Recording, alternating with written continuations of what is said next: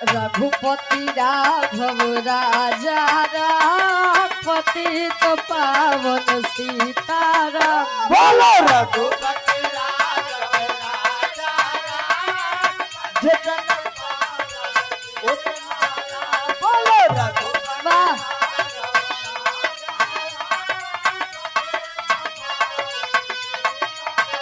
वाह ईश्वरी अल्लाह तेरो नाम, ईश्वरी अल्लाह तेरो नाम, सबको सन्मति दे भगवान। बोलो रघुपति राघव राजा राम जितना ही पैसा उतना ही बोलो रघुपति राघव राजा राम जितना ही पैसा बोलो रघुपति राघव।